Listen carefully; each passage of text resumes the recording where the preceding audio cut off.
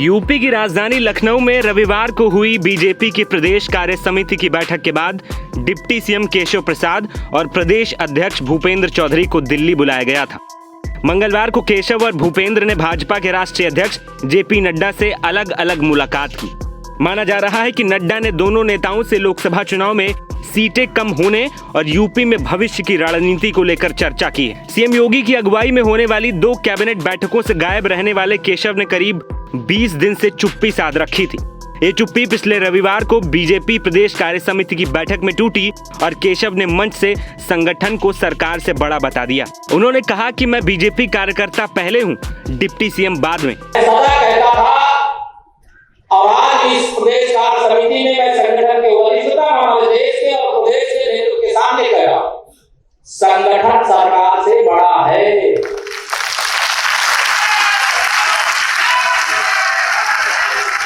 संगठन से बड़ा कोई नहीं होता है। इसके बाद ही उन्हें दिल्ली तलब कर लिया गया। सूत्रों का कहना है कि बीजेपी का केंद्र नेतृत्व प्रदेश में पार्टी में कुछ बड़े बदलाव करना चाहता है।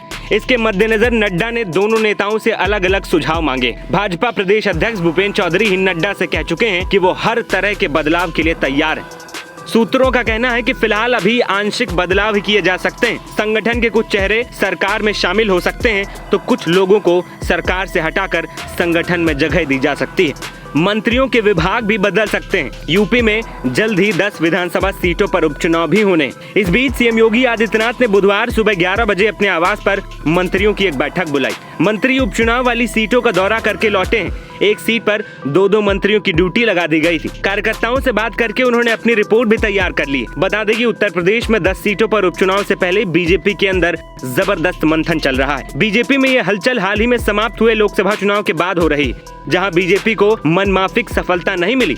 इसके बाद डिप्टी सीएम केशव प्रसाद मौर्य के बयान के बाद यूपी की सियासत की गर्मी और भी बढ़ गई।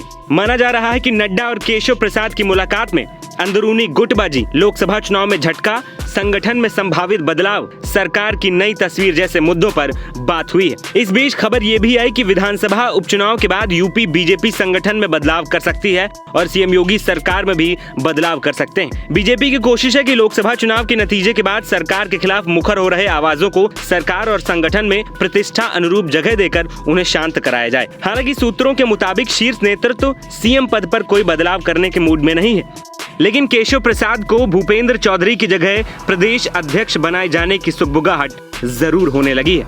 एनबीटी ऑनलाइन की रिपोर्ट।